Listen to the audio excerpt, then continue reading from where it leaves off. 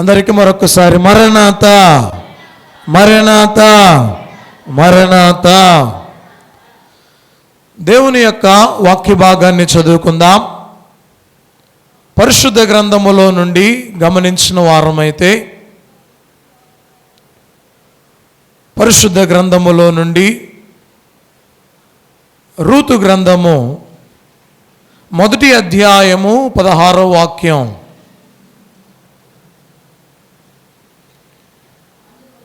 అందుకు రూతు నా వెంబడి రావద్దనియు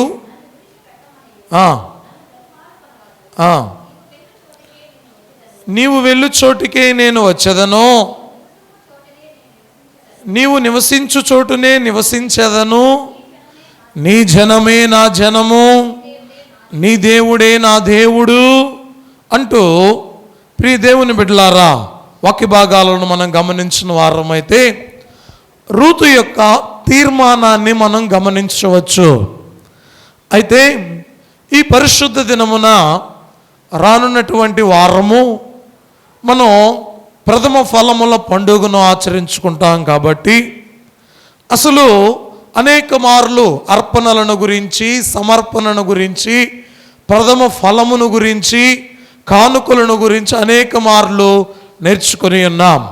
అయితే నేటి దినాన ఈ పరిశుద్ధ గ్రంథములో వ్రాయబడినటువంటి మాటల గుండా ఏమండి దేవాతి దేవుడు ఆరంభించినటువంటి మాట అయిన దశమ భాగమును గురించినటువంటి కొన్ని మాటలు నేర్చుకుందాం. దేవుని యొక్క వాక్యం సెలవిస్తూ ఉన్నటువంటి మాట, అయా చలమును చిమ్మితేనే కదా అది నీరవుతుంది, అంతేకాకుండా విత్తనాన్ని చల్లితేనే కదా అది పంట అవుతుంది, మేఘము విరిగితేనే కదా వర్షము కురుస్తుంది, అలాగే మరి దేవునికి మనము ఇస్తేనే కదా ఆశీర్వాదము అనేది వస్తుంది అని ఒక భక్తుడు కొన్ని మాటలు సెలవిచ్చారు.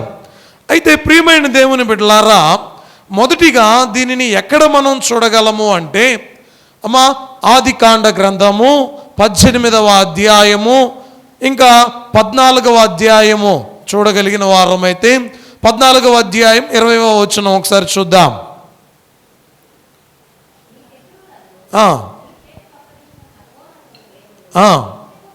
స్తుతింపబడును గాక,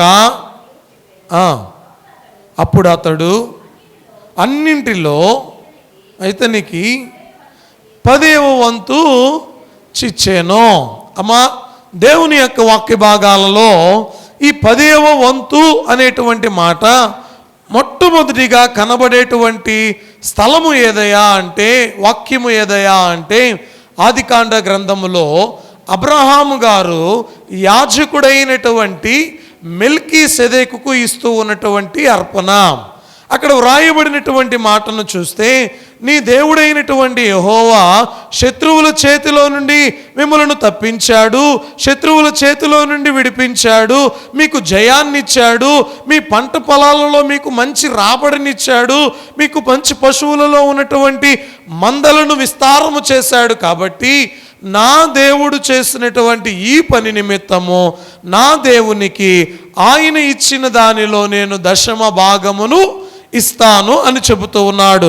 ప్రియ దేవుని బిడ్డలారా, అబ్రహామట దేవునికి దశమ భాగాన్ని ఇస్తే లేదా 10వ వంతు ఇస్తే ప్రభువు ఆయనకు ఎన్ని వంతులు ఇచ్చాడు? ఏమండి, అబ్రహామేమో దేవునికి ఎన్ని వంతులు ఇచ్చాడట?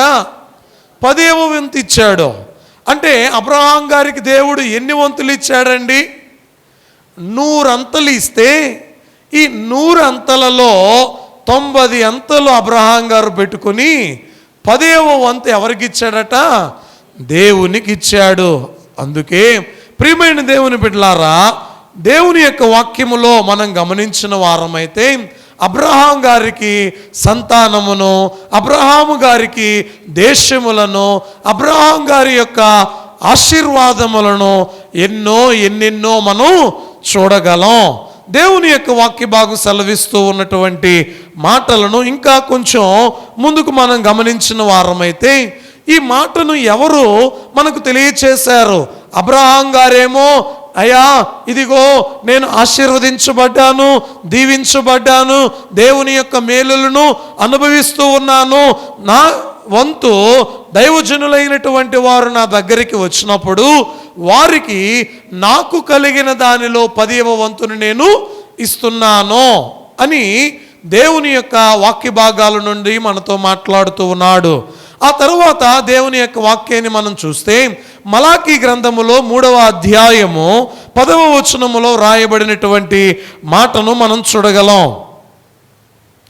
మలాకీ గ్రంథము 3వ అధ్యాయము, నా మందిరములో ఆహారం ఉండునట్లు 10వ భాగమంతయు మీరు నా మందిరపు నిధులలోనికి తీసుకుని రండి. చూడండి, వాక్య భాగాన్ని గమనించిన వారమైతే, అయ్యా తెలిసి తెలియక పితరులు ఇచ్చారు ఈ ఆచారమును, తెలిసి తెలియక పితరుల యొక్క ఆచారాన్ని మనకు ఇచ్చారు. అయితే ప్రవక్తలు కూడా చెబుతూ ఉన్నారు, అబ్రహాము మన పితరుడు. అబ్రహాము మన పితరులైనప్పుడు ప్రవక్తలు ఎవరయ్యా అంటే అబ్రహాము తర్వాత నుండి వచ్చినటువంటి వారు ప్రవక్తలైది ఉంటూ ఉన్నారు. ప్రవక్తలైనటువంటి వారు ఆజ్ఞాపిస్తూ ఉన్నారు, అయ్యా మీరు చేస్తూ ఉన్నటువంటి పనిని, దేవదేవుడు తెలియచేస్తూ ఉన్నటువంటి పనిని తెలియచేస్తూ మీరు ఇప్పటి వరకు తెలుసో తెలియక మీరు ఇస్తూ ఉన్నారు. అయితే ఈ ప్రవక్త అయినటువంటి మలాకీ గారు మీ దేవుని మందిరములో ఆహారం ఉండునట్లు మీరు 10వ వంతును ఏం చేయమంటున్నాడు? ఇవ్వమని ఖచ్చితంగా చెబుతున్నాడు. మా అర్థమవుతుందా? పితరులైనటువంటి వారు దీనిని ఆచరించారు. ఈ ఆచరణను ప్రవక్తలైనటువంటి వారు ఖచ్చితంగా మనకు తెలియచేస్తూ ఉన్నారు. తెలిసి తెలియక పితరులు ఇచ్చారనుకోండి, ప్రవక్తలు కూడా చెప్పారు ఇవ్వమని చెప్పినటువంటి వారు ఏమని చెబుతూ ఉన్నారు తెలుసా? నీవు ఇచ్చి చూడు అమ్మా, నీవు ఇచ్చి చూడు దైవ దీవెనను ఎలా సంపాదించుకుంటావో. ఆ వాక్యాన్ని ఒకసారి చదువుకుందాం. చూడండి ప్రియ దేవుని బిడ్డలారా, నా మందిరములో ఆహారం ఉండునట్లు 10వ భాగమంతయు మీరు నా మందిరపు నిధులలోనికి తీసుకుని రండి. అమ్మా మీరు ఇది చేసి దీనిని చేసి మీరు నన్ను శోధించిన ఎడలా, వినండి అయ్యా దేవుడు చెబుతున్న మాట ఏంటో తెలుసా? అయ్యా మీరు నా మందిరములోనికి మీరు ఆహారం ఉండునట్లు మీ 10వ వంతును తీసుకుని రండి.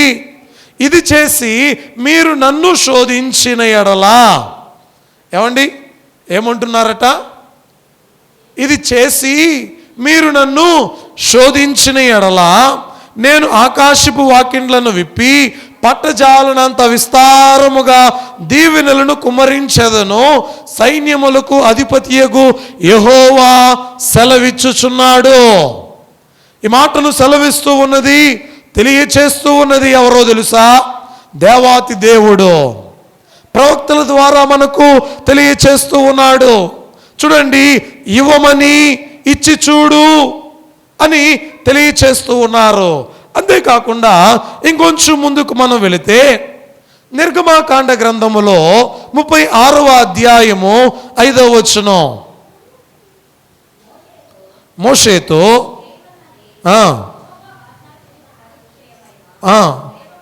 సేవ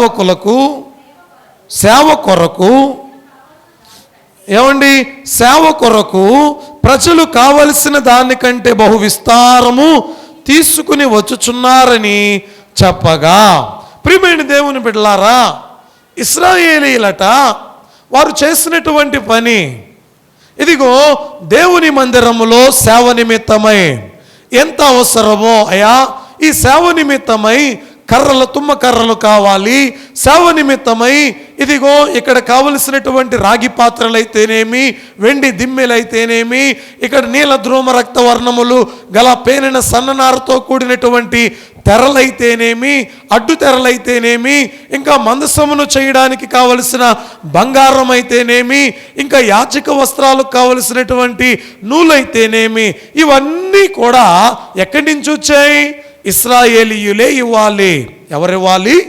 ఇశ్రాయేలీయులే ఇవ్వాలి. ఇదిగో ఇంత సొమ్ము వీటికి అవసరమవుతుంది, ఇంత కావాలి, ఇదిగో ఈ పని చేయడానికి ఇంత అవసరం అని తెలిసినటువంటి వీరు ఏం చేస్తూ ఉన్నారయ్యా అనేది మనం చూస్తే ఆ వాక్యాన్ని చూడండి ప్రియ దేవుని బిడ్డలారా. అప్పుడు పరిశుద్ధ స్థల సంబంధమైన పని అంతయు చేయు ప్రజ్ఞావంతులందరిలో ప్రతివాడు తాను చేయు పని విడిచి వచ్చి మోషేతో చేయవలనని యెహోవా ఆజ్ఞాపించిన పని విషయమైన సేవ కొరకు ప్రజలు కావలసిన దానికంటే బహు విస్తారముగా, ఏమండి, ఇశ్రాయేలీయులు ఆశీర్వదించబడడానికి, ఏమండి, ఇశ్రాయేలీయులు అంత రిచ్ పీపుల్స్ అవడానికి గల కారణం ఏంటో తెలుసా? వారు ఎవరికి ఇచ్చేవారండి? దేవుని సేవ కొరకు ఇచ్చేవారు, దేవుని మందిరములో ఇచ్చేవారు, దేవుని యొక్క సన్నిధానములో వారు అర్పణలు ఇచ్చేవారు. వారికట ఏం తెలుసయ్యా అంటే గివింగ్ టేస్ట్ అంటే ఏంటో వారికి తెలుసండి. ఏం టేస్ట్ తెలుసంట అమ్మా? చెప్పండి, ఏం టేస్ట్ అటండి? గివింగ్ అంటే ఇస్తే వచ్చేటువంటి దీవెనలు ఏంటో వారికి తెలుసు. అయ్యా, నేను దేవునికి ఇస్తే ఆశీర్వాదములు అనేటివి మాకు వస్తాయి అన్నటువంటి విధముగా వారు జీవించేవారు. ప్రియ దేవుని బిడ్డలారా, దేవదేవుడు తెలియచేస్తూ ఉన్నాడు.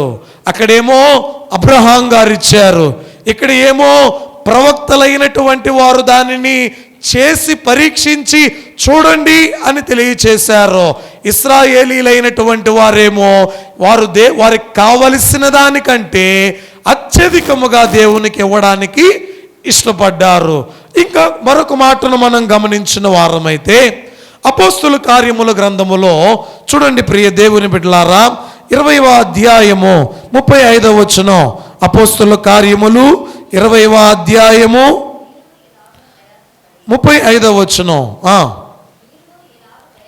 మీరును ఇలాగూ ప్రయాసపడి బలహీనులను సంరక్షింపవలెననియు. వినండి వినండి, అయా, పుచ్చుకొనుట కంటే ఇచ్చుట ధన్యము అని ప్రభు అయిన యేసు చెప్పినటువంటి మాటలు. అయ్యా, ఇది ఎవరు అనుకరిస్తూ ఉన్నారో తెలుసా? శిష్యులైనటువంటి వారు అనుకరిస్తూ ఉన్నారు. ఎవరు చెప్పినటువంటి మాట? యేసయ్యే చెప్పినటువంటి మాట. అక్కడ వ్రాయబడింది, పుచ్చుకొనుట కంటే ఇచ్చుట ధన్యము అని ప్రభు అయిన యేసు చెప్పిన మాటలను ఏం తెచ్చుకోండి? జ్ఞాపకం తెచ్చుకోండి. ప్రియమైన దేవుని బిడ్డలారా, మిషనరీలైనటువంటి వారు మన ప్రాంతాలకు వచ్చి సేవ చేశారు. అనేక ప్రాంతాలకు వెళ్ళి వారు సేవ చేస్తూ ఉన్నారు.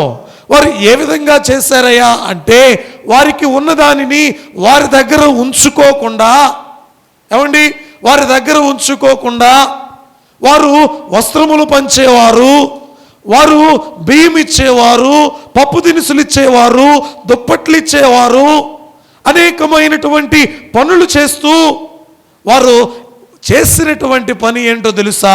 క్రీస్తు సేవను జరిగించారు. క్రీస్తు ప్రభు వారి యొక్క సేవను జరిగించిన వారై ఉంటూ ఉన్నారు. ప్రియమైన దేవుని బిడ్డలారా, అనేకులు వారు ఇచ్చేటువంటి వస్త్రములు పుచ్చుకొని వారు ఏదో ఇస్తారు అని దేవుని మాటలు వినడానికి కూర్చునేవారు. ప్రియ దేవుని బిడ్డలారా, అలాంటి పరిస్థితుల గుండా మనం అందరము కూడా ఇక్కడికి వచ్చిన వారమే. దేవదేవుడు తెలియచేస్తూ ఉన్నటువంటి మాట, అయ్యా, ఈ లోకములో భోగభాగ్యములు కలిగిన వాడు ధన్యుడు అంటుంది ఈ లోకం. ఏమంటుందటండి? ఎవరు ధన్యులట? భోగభాగ్యములు కలిగిన వాడు ధన్యుడు అంటుంది ఈ లోకం.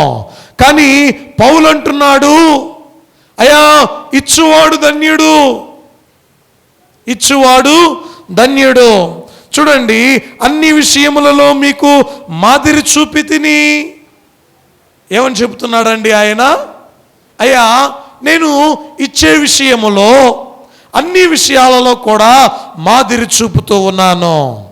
ప్రియమైన దేవుని బిడ్డలారా, దేవుని యొక్క వాక్యం సెలవిస్తూ ఉన్నటువంటి మాట, అయ్యా దేవుని యొక్క సన్నిధానములో దేవుడు ఇస్తూ ఉన్నటువంటి ఆజ్ఞ, నేర్పుతూ ఉన్నటువంటి ఆజ్ఞ ఏంటయ్యా అంటే ఇవ్వగలిగే వారమై ఉండాలి. అమ్మా ఎలా ఉండాలట? చూడండి, ఇంత మందిరాలు కట్టబడుతూ ఉన్నాయి అంటే, ఇంత సేవ జరుగుతూ ఉంది అంటే, ఇంతగా దేవుని యొక్క పనులు జరుగుతూ ఉన్నాయి అంటే కారణం ఏంటో తెలుసా? ఇచ్చువారు ఉన్నారు కాబట్టే. వాక్య భాగాన్ని గమనించిన వారమైతే చూడండి, మొదటిగా పితరులైనటువంటి వారు దానిని ఆరంభించారు. రెండవదిగా ప్రవక్తలైనటువంటి వారు దానిని మనకు ఆజ్ఞాపించారు. మూడవదిగా ప్రజలు దానిని అనుసరించారు. ఏ ప్రజలు? ఇశ్రాయేలీలైనటువంటి వారు దానిని అనుసరించారు. నాలుగవదిగా ప్రభు శిష్యులు కూడా దానిని ఏం చేశారో తెలుసా? అనుకరించారు. ప్రభు శిష్యులు కూడా దానిని అనుకరించారు. దేవుని యొక్క వాక్యం ఇంకా మనతో మాట్లాడుతూ ఉంది. అవి ఏంటో కూడా కొంచెం వివరముగా మాట్లాడుకుందాం. చూడండి, కొరింథీయులకు రాసినటువంటి వారు సామర్థ్యము కొలదియే కాక సామర్థ్యము కంటే ఎక్కువగాను తమంతట తామే ఇచ్చిరని మీకు సాక్ష్యం ఇచ్చుచున్నాను. అమ్మా, ఈ సంఘపు వారట ఏం చేస్తున్నారండి? సామర్థ్యము కంటే దేవుని యొక్క సన్నిధానములో ఈ సంఘపు వారు చేసేటువంటి పనిని గురించి దేవదేవుడు అపోస్తలుడైన పౌలు కొరింథీ సంఘానికి రాస్తూ ఉన్నాడు. ఓ కొరింథీ సంఘమా, ఇదిగో ఈ మాసిదోనియా సంఘాన్ని చూడు. ఈ మాసిదోనియా సంఘము ఎలాగా ఉందయా అంటే, వారు బహుశ్రమ వలన పరీక్షింపబడగా అత్యధికముగా సంతోషించిరి. వారు ఏం చేస్తూ ఉన్నారట? శ్రమ పడుతూ ఉన్నప్పుడు సంతోషిస్తూ ఉన్నారు. అంతేకాకుండా మరియు వారు నిరుపేదలైనను వారి యొక్క దాతృత్వము బహుగా విస్తరించెను. ఏమండి, 2వ వచనము 3వ వచనాలను మనం గమనించిన వారమైతే, ఏమండి, శ్రమ పడుతూ కూడా సంతోషించే వారు ఉన్నారు. ఏం చేస్తున్నారట? అందరూ చెప్పండి, ఏం చేస్తున్నారట అండి? శ్రమ పడుతూ కూడా ఈ మాసిదోనియా సంఘము ఏం చేస్తుంది? సంతోషిస్తూ ఉంది. అంతేకాకుండా వారు ధనవంతులు కాదండి, ఉన్నతమైనటువంటి వారు కాదండి, గొప్పవారేమీ కాదు. వారు ఎలాంటి వారట? నిరుపేదలైనను వారి దాతృత్వము బహుగా విస్తరించేను. చూడండి ప్రియ దేవుని బిడ్డలారా, వారి నిరుపేదలే, కానీ వారికి ఇచ్చేటువంటి దాతృత్వమైనటువంటి మనస్సును దేవుడు వారికి అనుగ్రహించాడు. ఈ కృప విషయములోను, పరిశుద్ధుల కొరకైన పరిచర్యలో పాలు పొందు విషయములోను మనపూర్వకముగా మమ్మను వేడుకొనుచు. ఏమండి, ఏం చేస్తున్నారట? ఎవరిని వేడుకొనుచు ఉన్నారు? అమ్మా, ఎవరిని వేడుకొనుచు ఉన్నారు? పౌలు గారి దగ్గరికి వెళ్ళి, అయ్యా ఇదిగో మేము దీనిని సమకూర్చాం, దీనిని తీసుకోండి, ఇదిగో దేవుని పని చెయ్యండి, దేవుని పరిచర్యలో మేము కూడా పాలు పొందు భాగ్యాన్ని మాకు దయచేయండి అని ఇస్తూ ఉన్నారు. ప్రియమైన దేవుని బిడ్డలారా, నేటి కాలములో ఏమండి మనకు న్యూ టెస్టిమెంట్ బైబిల్స్ ఇస్తూ ఉంటారు, గిడియోన్ బైబిల్స్. ఈ బైబిల్స్ మన దాకా రావడానికి దీనికి దాని ప్రింటింగ్ ఛార్జెస్, దాని యొక్క ట్రావెల్ ఛార్జెస్, ఇంకా వాటికి కావలసినటువన్నీ కూడా ఎవరిస్తున్నారండి? అమ్మా, ఎవరిస్తున్నారు? అంతేకాకుండా చిన్న బిడ్డలైనటువంటి వారికి రానున్న కాలంలో వేసవి కాలంలో ఏం పెడతారు? విబిఎస్ జరుగుద్ది. ఈ విబిఎస్ జరుగుతూ ఉన్నప్పుడు బిడ్డలైనటువంటి వారు ఏమండి వారికి కావలసినటువంటి సాంగ్స్ని కంపోజ్ చేయడం అయితేనేమి, వారికి కావలసినటువంటి కథలను స్టోరీస్ని ప్రిపేర్ చేయడం అయితేనేమి, వారికి కావలసినటువంటి ఏ యాక్టివిటీస్ చేయిస్తే బాగుంటుంది, ఏ విధమైనటువంటి స్టోరీస్ చెబితే బాగుంటుంది, అయ్యా ఇదిగో ఈ బుక్స్కి అయ్యే ఖర్చు, ఈ ట్రావెల్ ఛార్జెస్కి అయ్యే ఖర్చు, వీటన్నిటినీ కూడా అమ్మా దేవుని పని నిమిత్తమై దాతృత్వము కలిగించేవారు ఎందరో ఉన్నారండి. ఎందరో ఉన్నారు. దేవుని యొక్క వాక్య భాగాన్ని మనం గమనించిన వారమైతే దేవదేవుడు తెలియచేస్తూ ఉన్నాడు, ఈ సంఘము ఎంతో దాతృత్వము కలిగి దేవుని యొక్క సముఖములో దైవజనుని దగ్గర అర్పణలు అర్పించే సంఘముగా ఉంటుంది. చూడండి, దీనిని ఎవరు ఆచరించారు అంటే పేద ప్రజలైనటువంటి వారు కూడా అమ్మా ఏం చేశారు చెప్పండి? ఎవరు ఆచరించారండి? పేద ప్రజలైనటువంటి వారు కూడా దీనిని ఆచరించారు. అయితే మత్తయి సువార్త 23వ అధ్యాయం 23వ వచనం, అయ్యో వేషధారులైన శాస్త్రులారా, మీరు పుదీనాలోను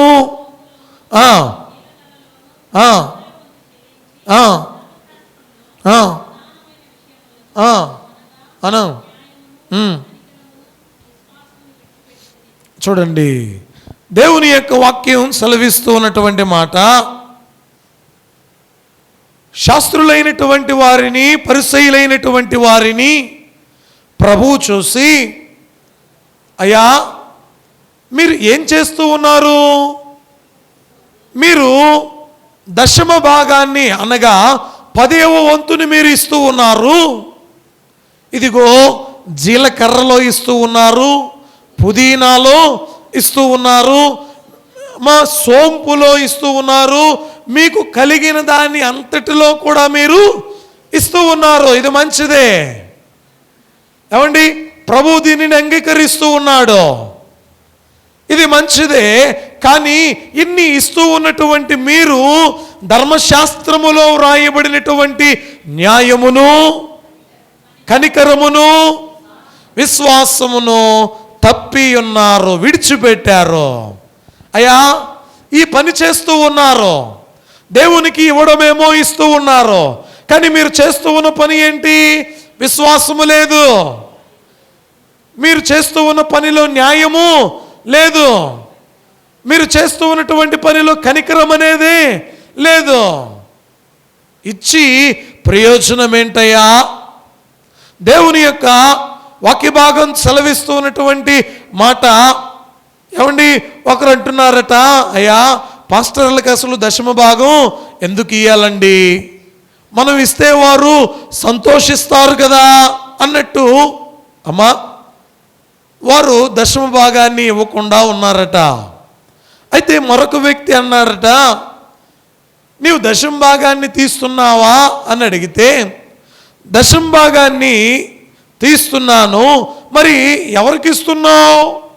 ఏమండి, దశమ భాగాన్ని నీవు తీస్తున్నావా అంటే తీస్తున్నానయ్యా, మరి ఎవరికి ఇస్తూ ఉన్నావు అంటే అయ్యే ఎవరికి ఇవ్వట్లేదు, దానిని నేను మరి ప్రత్యేకముగా మరొక పని నిమిత్తమై వాడుకుంటూ ఉన్నాను.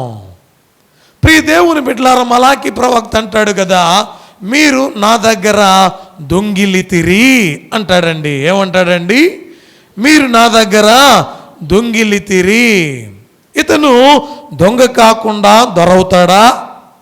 దేవుని యొక్క వాక్యం సెలవిస్తూ ఉన్నటువంటి మాట, దేవుడు నీకు ఇచ్చినటువంటి అన్ని దానములలో, దేవుని యొక్క సన్నిధానములో, ఆయన పరిచర్యలో, ఆయన యొక్క పనిలో, ఆయన సన్నిధిలో పాలి భాగస్థులం అవ్వాలి అంటే దేవుని యొక్క సముఖములో ధారాళముగా దాతృత్వము కలిగి ఇచ్చువారమై ఉండాలి. పరిశుద్ధ గ్రంథములో కొంతమంది కొన్ని తీర్మానాలు చేసుకుంటారండి. వారు తీసుకున్నటువంటి నిర్ణయాలు వారి యొక్క జీవితాన్ని మార్చివేశాయి. వారు తీసుకున్నటువంటి నిర్ణయాలు వారి జీవితాన్ని మార్చివేశాయి.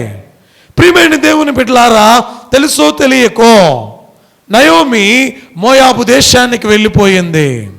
మోయాబు దేశానికి వెళ్ళిపోయినటువంటి నయోమి కష్టపడుతూ ఉన్నారు. భర్త కష్టపడుతూ ఉన్నాడు, కుమారులు కూడా కష్టపడుతూ ఉన్నారు. ఆ దేశములోని కుమారులు ఇద్దరికి కూడా వివాహము చేసింది. అయితే కొంతకాలానికి భర్త చనిపోయాడు, తన ఇద్దరు కుమారులు కూడా చనిపోయారు. ఈ కార్యక్రమము జరిగిన తరువాత తమ యొక్క అత్తంటూ ఉంది, ఇదిగో ఇక నేను మీకు ఏ విధమైనటువంటి ఉపకారాన్ని మేలును నేను చేయలేను, ఇంకా మీరు మీ తల్లిదండ్రులైనటువంటి వారింటికి వెళ్ళండి అన్నప్పుడు ఏమండి, ఓర్ప అత్త దగ్గరికి వచ్చి ఆమెను కౌగిలించుకుని ముద్దు పెట్టుకుని ఆమె తన ఇంటికి వెళ్ళిపోయింది. కానీ రూతు అంటూ ఉందండి. రూతు తీర్మానము ఏంటో తెలుసా? అందుకు రూతు, నీ జనమే నా జనము, నీ దేవుడే నా దేవుడు. ఏమండి, నీ దేవుడే నా దేవుడు, నీ జనమే నా జనము. నీవు ఎక్కడికి వెళ్తావో అక్కడికి నేను కూడా నీ వెంట వస్తాను. నీవు ఎక్కడికి వెళ్తూ ఉన్నావు? నీ దేశానికి వెళుతూ ఉన్నావా? అయితే నేను అక్కడికి వస్తాను అని. ప్రియ దేవుని బిడ్డలారా, ఎప్పుడైతే రూతు తీసుకున్నటువంటి నిర్ణయము ఆమెను ఏం చేస్తుందో తెలుసా? ప్రభువు తల్లుల్లో తల్లిగా ఆమెను చేసింది. దేవుని యొక్క వాక్య భాగం సెలవిస్తూ ఉన్నటువంటి మాట, మెస్సియాకు ఆమె ఏమయ్యింది అంటే, అమ్మా మెస్సియాకు ఆమె ఏమయ్యింది? అయ్యా మీ పితరులు ఎవరు అంటే, మీ సంతానము ఏది అంటే, ఇదిగో ఇక్కడ నుండి అబ్రహాము దగ్గర నుండి తెలియచేస్తూ యోసేపు వరకు రాయబడినటువంటి పేర్లలో ఎవరి పేరు కూడా చేర్చబడిందయ్యా అంటే రూతు పేరు కూడా చేర్చబడింది. హల్లెలూయా. దేవుని యొక్క వాక్యం సెలవిస్తూ ఉన్నటువంటి మాట, నీవు తీసుకునేటువంటి తీర్మానమే నీకు గమ్యాన్ని చేరుస్తుంది. అంతేకాకుండా సమూయేలు మొదటి గ్రంథము 12వ అధ్యాయం 23వ వచనం, నా మట్టుకు నేను మీ నిమిత్తము ప్రార్థన చేయుట మానుట వలన యెహోవాకు విరోధముగా, చాలండి అమ్మా, అయ్యా నా మట్టుకు నేను ప్రార్థన, చూడండి, ప్రార్థన చేయుదును, లేని ఎడల అది నాకు పాపము అగును.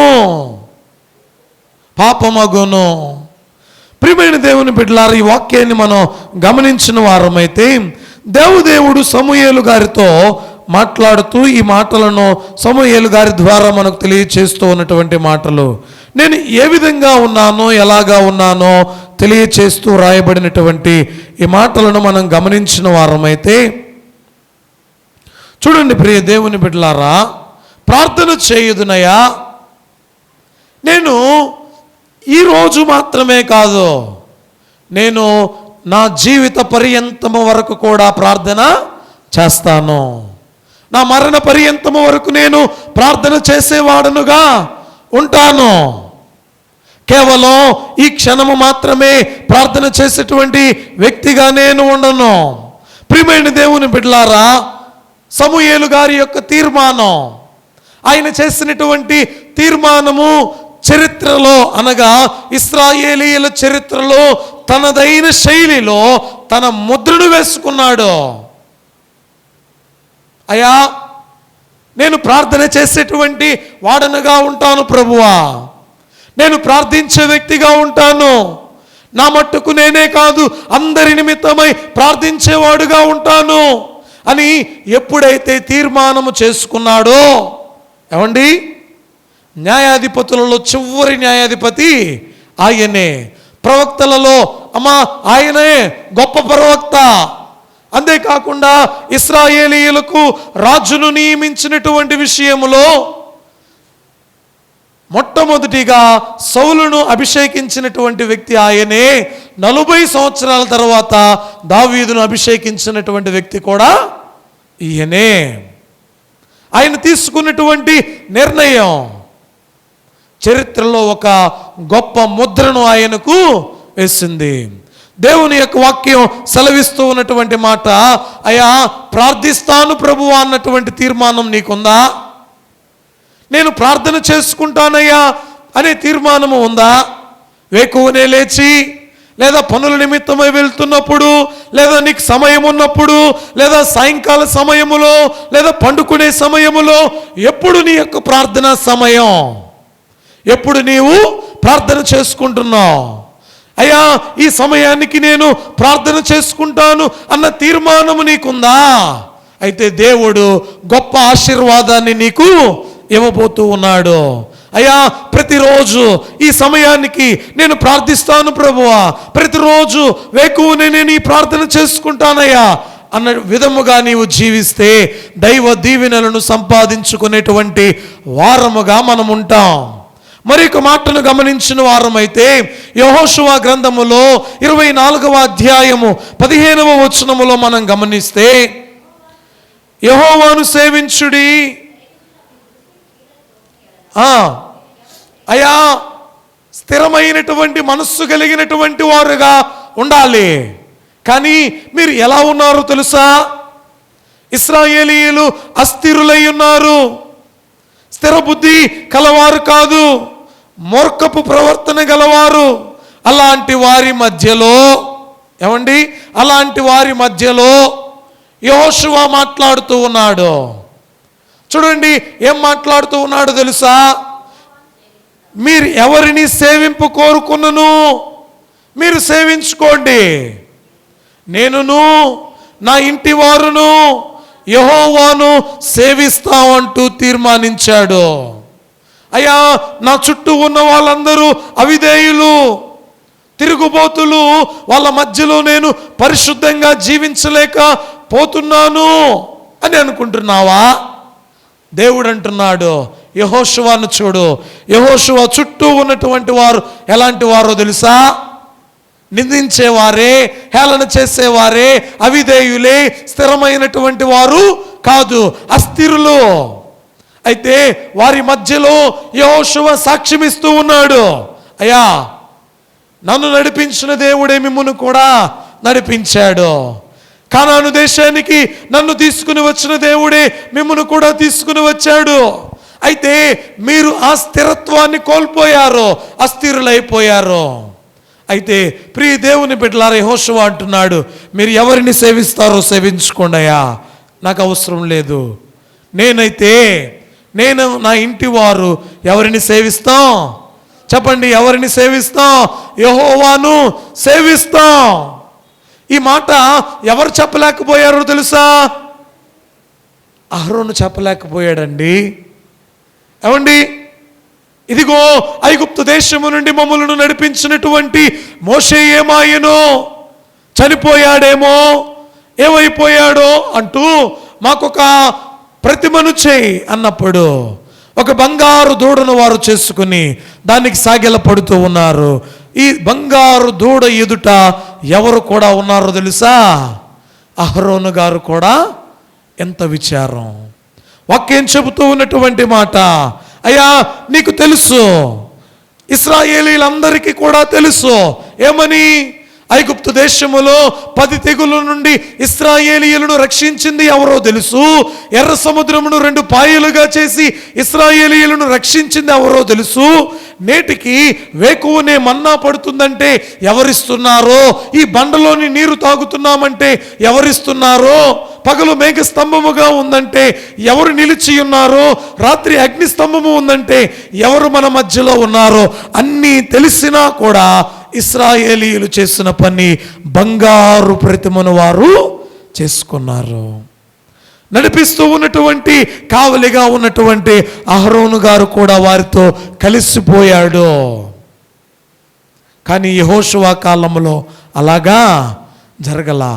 యెహోషువ నిలబడ్డాడు. ఏ విధంగా నిలబడ్డాడయ్యా అంటే, ఈ చుట్టూ ఉన్నటువంటి వారు మీరందరూ కూడా దేనిని సేవించిన నాకు అవసరం లేదు, మీకు స్థిరమైన మనస్సు లేదు, స్థిరమైన బుద్ధి లేదు, స్థిరత్వం కలిగి మీరు లేరు, మీ ఇష్టానుసారముగా మీరున్నారు. అయితే మీరు ఎలాగా నివసిస్తూ ఉన్నా, ఎలాగా జీవిస్తూ ఉన్నా నాకు అవసరం లేదు. నేను నా ఇంటి వారును మాత్రం ఎవరిని సేవిస్తామో తెలుసా?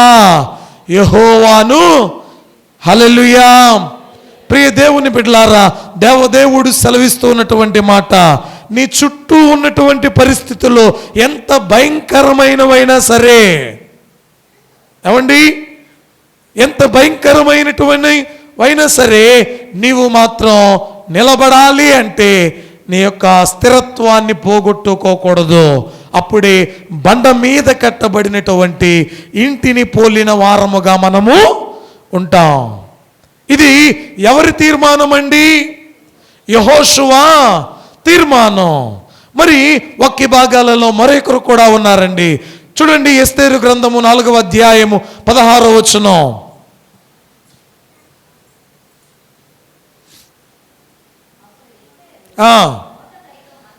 చూడండి, హామాను ద్వారా ఆగమయ్యే పరిస్థితి వచ్చింది. హామాను ద్వారా ఆగమయ్యే పరిస్థితి వచ్చింది. ఆ పరిస్థితి వచ్చినప్పుడు ఆలస్యం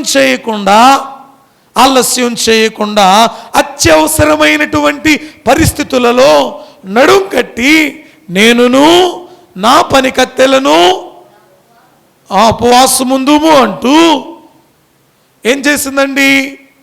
యూదులందరి రక్షణ నిమిత్తమై ప్రార్థించింది. అమ్మా, ఎవరు తీసుకున్నటువంటి తీర్మానం ఇది?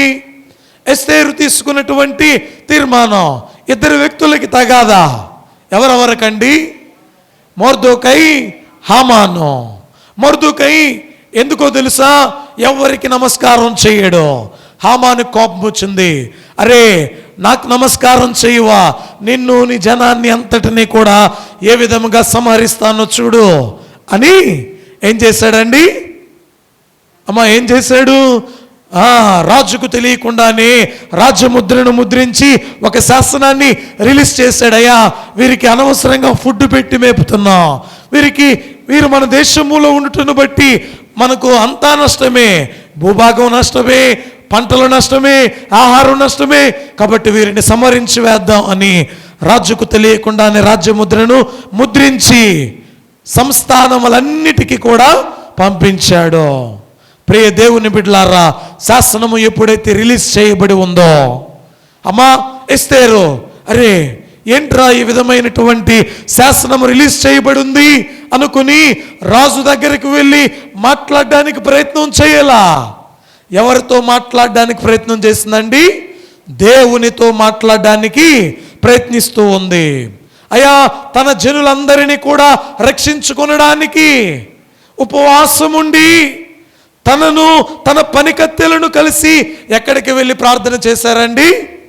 ప్రియ దేవుని బిడ్డలారా, వారందరూ కూడా కలిసి యూదులందరి నిమిత్తమై ఉపవాసం ఉండి ప్రార్థన చేశారు.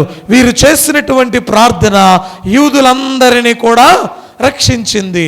మరి ఉపవాసం ఉండి ఎవరి కొరకు ప్రార్థన చేస్తున్నావు?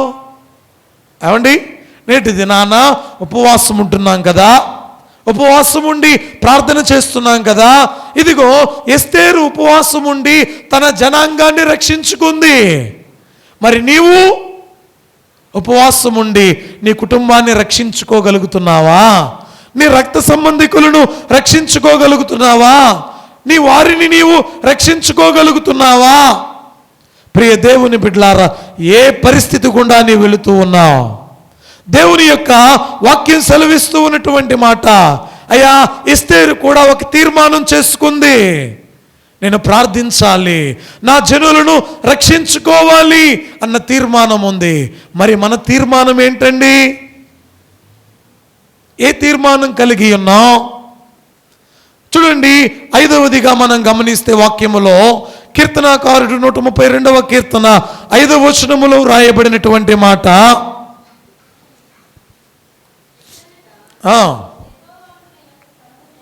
అమ్మా యెహోవాకు నేను ఒక స్థలము చూచు వరకు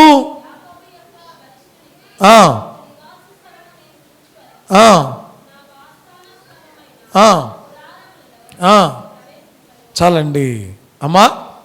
ఈయన మాట్లాడుతూ ఉన్న మాట ఏంటో తెలుసా?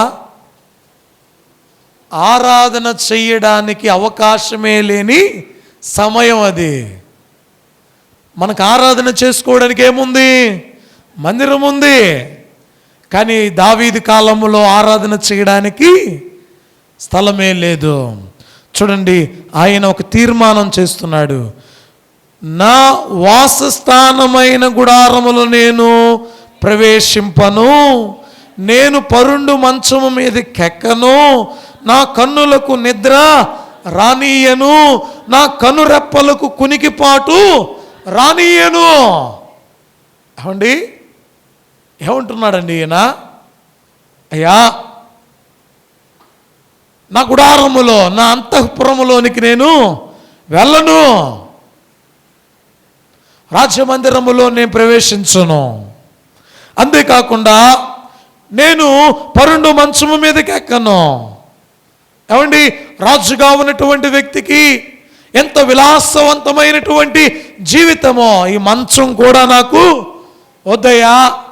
అంతేకాకుండా నా కన్నులకు నిద్రను రానీయను, నా కన్ను రెప్పలకు కునికిపాటు అనేది రానీయను. చూడండి, ఎందుకో తెలుసా? ఎందుకటండి? యెహోవాకు నేను ఒక స్థలము చూచు వరకు, దేవునికి నేను ఒక స్థలాన్ని చూచేంత వరకు నేను ఏం చేయనో తెలుసా? నిద్రపోను, కునికిపాటు వెయ్యను, నేను నా గుడారములోనికి ప్రవేశించను. ఇదిగో, మొదట ఆయన పనిని నేను చేయాలి. ఏమండి, ఇది ఆయన చేసుకున్నటువంటి రోషం కలిగినటువంటి తీర్మానం. ఇది రోషం కలిగినటువంటి తీర్మానం. అయితే ఏమండి, నీవు వెళ్ళేటువంటి నీ మందిరంలో ఏమున్నాయో ఏం లేవో నీకు తెలుసా? ఏమి అవసరమో ఏం కావాలో నీకు తెలుసా? వేటి కొరకు ప్రార్థిస్తున్నారో తెలుసా?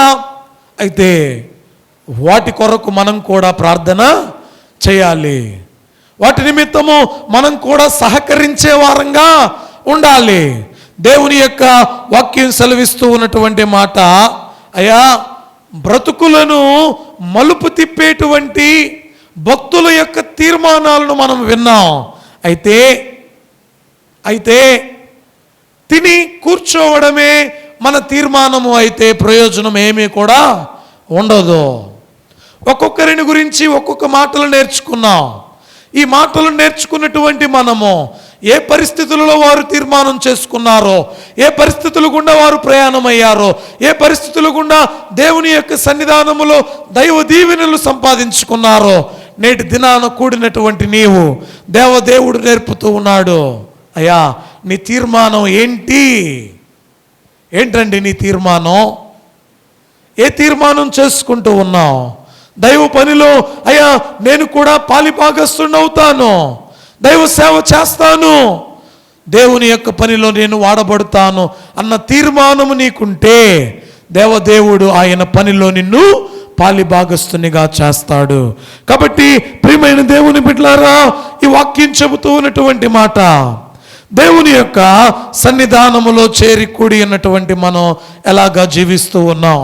అమ్మా, దశమ భాగమును గురించిన కొన్ని మాటలు నేర్చుకున్నాం. జ్ఞాపకం ఉన్నాయా? ఏమండి, ఎవరు ఆరంభించారు? పితరులైనటువంటి వారు ఆరంభించారు. ఎవరు ఆజ్ఞాపించారు? ప్రవక్త అయినటువంటి మలాకి ఇచ్చి చూడండి అంటూ ఉన్నాడు. ఏమండి, ఎవరు అనుసరించారు? ఇశ్రాయేలీయులు. ఎలాగ అనుసరించారో తెలుసా? కావలసిన దానికంటే ఎక్కువగా దేవుని సముఖములో ఇచ్చారు. అంతేకాకుండా అమ్మా, ప్రభువు చెప్తూ ఉన్నటువంటి మాట, ఇచ్చుట పుచ్చుకున్నట కంటే ఇచ్చుట ధన్యత. అంటే ప్రజలైనటువంటి వారు, ప్రభు శిష్యులైనటువంటి వారు కూడా దానిని అనుకరించారు. వారు మాత్రమే కాదు, ఏమండి, ఎవరు అనుసరించారు తెలుసా? మాసిదోనియా కడు పేద సంఘం అండి. పేద సంఘమైనటువంటి వీరందరూ కూడా ఈ యొక్క అర్పణలను చూడండి, అక్కడ వ్రాయబడినటువంటి మాట, తమ సామర్థ్యము కంటే అధికముగా దేవునికి ఇవ్వడానికి ఇష్టపడ్డారు. శ్రేష్టమైనవి ఇవ్వడానికి ఇష్టపడ్డారు, విలువైనవి ఇవ్వడానికి ఇష్టపడ్డారు, ఉపయోగకరమైనవి ఇవ్వడానికి ఇష్టపడ్డారు. అంతేకాకుండా ప్రియ దేవుని బిడ్డలారా, శాస్త్రులు పరిచయులు చేస్తూ ఉన్నటువంటి దానిని ప్రభు అంగీకరించారు. కానీ వారిలో ఏమీ లేదని సెలవిచ్చాడండి. న్యాయము లేదయా, కనికరము లేదయా, విశ్వాసము మీలో లేదు. అయితే నేటి దినాన మన సంఘానితో దేవుడు మాట్లాడుతూ ఉన్నాడు. దేవుని యొక్క సముఖములో, ఆయన మందిరములో దశమ భాగ అర్పణలు అర్పించే వారముగా మనం ఉండాలి. చూడండి, ఒక్కొక్కరు ఒక్కొక్క తీర్మానం. రూతు తీర్మానం మనం గమనించాం. ఇంకా రూతు తీర్మానాన్ని బట్టి దేవుని తల్లులలో ఆమె చేర్చబడింది. సమూయేలు తీర్మానాన్ని బట్టి ఇశ్రాయేలీ చరిత్రలలో ఒక ముద్రను సంపాదించుకున్నాడు. యెహోషువ తీర్మానాన్ని బట్టి ఏం చేశాడండి? ఆయన గొప్ప నాయకుడుగా మారి, నేను నా ఇంటి వారును యెహోవాను సేవిస్తామని సెలవిచ్చాడు. అంతేకాకుండా ఎస్తేరు తీర్మానాన్ని బట్టి తన జనాంగాన్ని ఆమె రక్షించుకుంది. దావీదు తీర్మానం, దేవుని యొక్క మందిర స్థలమును నేను ఏర్పాటు చేయాలి. దేవుని పని అయ్యేంత వరకు కూడా రాజ్య మందిరములోనికి ప్రవేశించలా. కాబట్టి ఒక్కొక్కరు ఒక్కొక్క రీతిగా దీవించబడ్డారు, ఆశీర్వదించబడ్డారు, దేవుని పనుల నిమిత్తమై పూనుకున్నారు. ఆయన పని పూనుకొని పని జరిగించే వారముగా మనము ఉంటే దేవాతి దేవుడే మనలను దీవించేవారై ఉంటారు. అట్టి దీవెనలను పొందుకును దీవెన, సంపాదించుకును దీవెన దేవదేవుడు మనందరికీ దయచేయను గాక. ఆమేన్. ప్రార్థన చేసుకుందాం. సర్వోన్నతుడా, సర్వాధికారి, సర్వశక్తిమంతుడా, సమస్తమును మీరు మాకు కలుగు చేస్తున్నటువంటి తండ్రి, అయా పుచ్చుకునుట కంటే ఇచ్చుట ధన్యమన్నావు.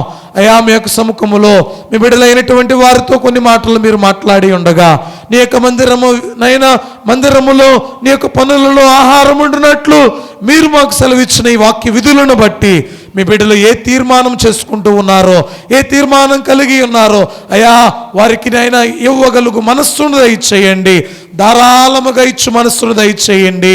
దేవా, ఎన్ని పనులున్నా ప్రక్కన పెట్టి నీ పని నిమిత్తమై ఇస్తే పనులన్నిటినీ కూడా సఫలము చేయగలిగినటువంటి దేవుడు నీవు. కాబట్టి అయా ఇచ్చుటలో ఉన్నటువంటి రుచిని కలిగి పొందుకుని నైనా వారు ఆశీర్వాదములను పొందుకును దీవెన దయచేయమని యేసు నామమున అడిగి వేడుకుంటున్నాం మా పరమ తండ్రి. ఆమేన్. అందరికీ మరణాత మరణాత మరణాత.